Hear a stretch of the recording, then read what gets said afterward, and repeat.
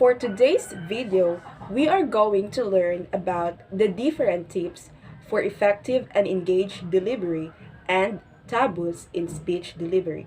So first, we are going to discuss the different tips for effective and engaged delivery.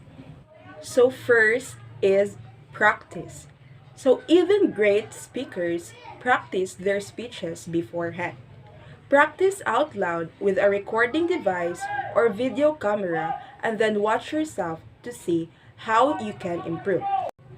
So you should make a good set of notes you can follow at a glance and be sure to practice your presentation.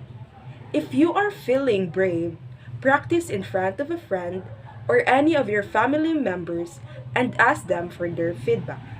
So this includes talking about what you know. So when delivering a speech, you should choose a topic for your speech or presentation that you know a lot. Your love and passion for the topic will be felt by the audience, and you will feel less anxious knowing that you have a lot of experience to draw from when other student or ask audience ask you a question. During your practice, it also includes concentrate on your message. So when you focus on the task at hand, anxiety is less likely to get out of control. So you must need to concentrate on the main message of your speech or presentation and makes it your goal to deliver that message to the other students in your class. So the second tips is grab the audience attention. So get audience engagement in any way you can. So most of the audience will pay attention for at least 20 seconds. Grab their attention during that early moments. You may start with an interesting topic, fact, or story that relates to your topic. So examples of grabbing the audience attention is like telling the audience to vote or raise their hands if they agree with what you're saying. Second is playing a game with them. Third, asking questions to individuals in the audience. Fourth, passing around a prop of some kind. The next tips is the use of your body. So you need to consider not only what you say, but also how your body will support you and your words. So when your actions are added to your words, the impact of your speech will be strengthened. So the proper use of your body, this includes the proper posture, gesture, body movements, facial expressions, and eye contact. As you stand before an audience, be confident and be yourself. Remember, you planned for this speech, you prepared well, and you practice so that you know the material you will be presented. So the next step is your facial expressions. So leave that deadpan expression to poker players. A speaker realizes that appropriate facial expressions are an important part of effective communication. In fact, facial are often the key determinant of the meaning behind the message.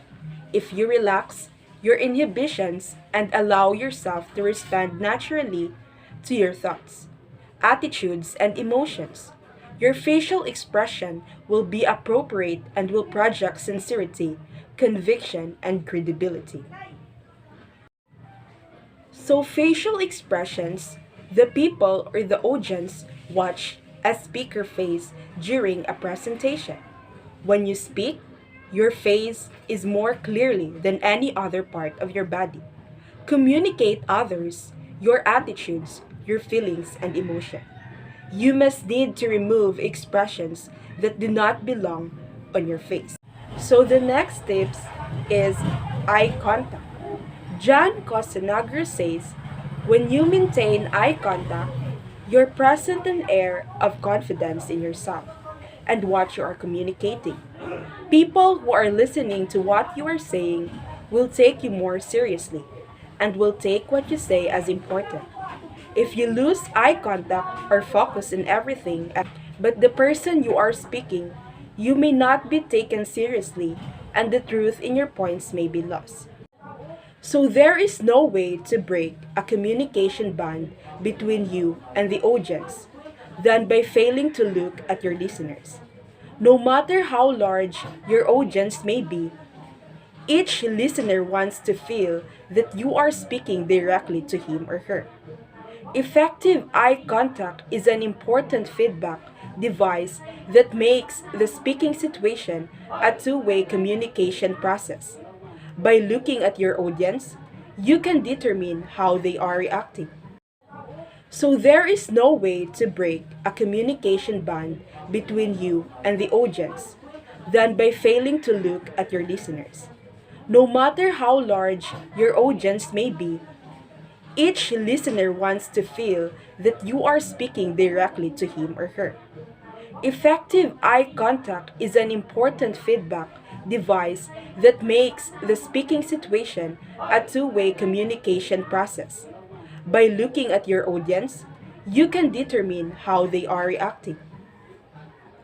Next one is your appearance matter. So Bonnie Berry's 2008 research on physical appearance also shows that communicator attractiveness influences how an audience perceive the credibility of the speaker. Overall, more attractive speakers were thought to be more credible. So, in delivering a speech, you must make an effort to your listeners. You must need to have a proper grooming, like wear your best suit or dress, the outfit that brings you the most compliments. Next tips is manage your anxiety. So, taking steps to deal with your feelings of anxiety can also make a public speaking easier. So, some of the things that you can do are like tell someone about your anxiety. If you are speaking in front of a high school or college class, met with your teacher, or present and describe your public speaking fears. Sometimes, sharing how you feel can make it easier to overcome stage fright. The next one is visualize confidence. Imagine feeling free of anxiety, and visualization is a powerful tool for changing the way that you feel. How to prepare during delivering a speech. So, how visit the room. If you have access to the classroom where you will be speaking outside, take the time to visit in advance and get used to standing at the front of the room. So, you may try to make arrangements for any visual equipment and practice in the exact spot where you will deliver your speech. So, second is rack up experience. Volunteer to speak in front of your class as often as possible. Be the first one to raise your hand when a question is asked. So, with that, your confidence will grow with every public speaking experience. So, the third one is observe other speaker. Take the time to watch other speakers who are good at what they do. So you may try to watch videos about doing public speaking and then practice imitating their style and confidence. The last one is organize your talk. Every speech should have an introduction, a body, and conclusion. In delivering a speech, you must make a good set of notes you can follow. Structure your thought so that the other audience know what to expect. So the next one is the different speaking tips. So sometimes just knowing what make a good speech can help you feel more confident. Focus on some of the following elements and practice them before you have to speak in public. So first is develop your own style. In addition, or imitating good speakers, work on developing your own personal style as a public speaker. You may try to integrate your own personality into your speaking style. You may try to tell personal stories that makes into you are a good way to let other audience get to know better. So the next speaking tips is avoid filler words. Words such as basically, well, and don't add anything to your speech.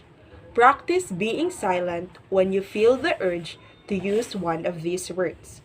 So to avoid filler words, Try to pause, think, and then speak. The number one way to get rid of the filler words is to take a couple of seconds to think about what you want to say. You may also try to use short sentences slowly.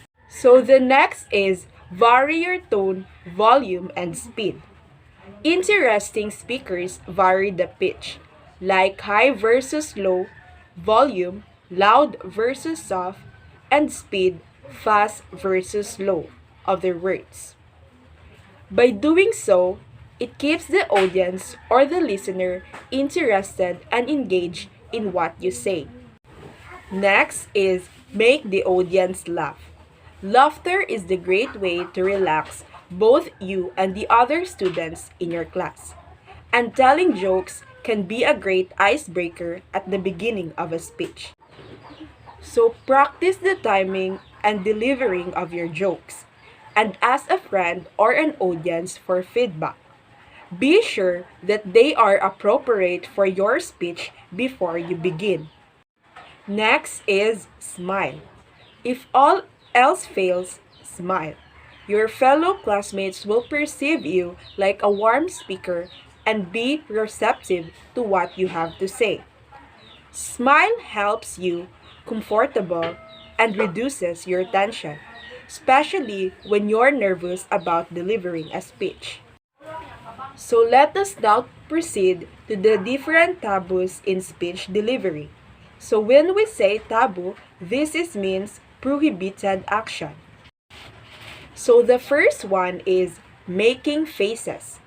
Appropriate facial expressions are an important part of effective communication. As a speaker, you should practice looking serious without frowning or scolding. The next one is giggling. This happened during the time when delivering a speech like the speaker is nervous. The moment you start speaking, command the stage and feel at home. That's the only way to beat the nervousness. You should always remember they are there to hear you, and you are the most important person in the room for that moment. So use it. The next one is wetting lips frequently. So this includes lip biting or licking. These are physical manifestations of simple nervousness, and they can be performed unconsciously. This can distract the audience from the message of your speech. The next is crackling knuckles. This can cause sounds during the speech, and it can be a disturbance to the audience. Next is putting hands in pockets. So you may try to place just one hand in your pocket because that can demonstrate that you are relaxed and comfortable. The next one is putting tongue out. One of the most annoying things a speaker can do during a speech is stick to his or her tongue out. Why do speakers and people do this? There are several reasons. So first is being nervous can make a speaker do unusual things. Second, being nervous can make the mouth go dry. The tongue then shoots out, licking the lips in search of moisture. Third, being nervous can make the lips go dry, so tongue shoots out to moisten. Fourth, talking louder than normal or with more energy than usual forces air out of the mouth, with greater velocity, drying the mouth further. Again, the tongue shoots out in search of water. Fifth, talking under bright stage or TV lights can also make the speaker hot and thirsty, and the tongue goes into action. The audience may conclude that the speaker is nervous, uncertain, tentative, or anxious. They may even consider this speaker is having a dubious moral character. The next one is fiddling with buttons, ball pens, key, coins, and etc. If the speaker begins to fiddle, things or the speech can go from bad to worse. It can be distracting and things can get messy. The next one is constantly shifting from one foot to another. You must keep yourself in a single spot with your feet, shoulder width apart, and your weight balanced. By avoiding this, you can be able to engage audience as you would in normal conversation.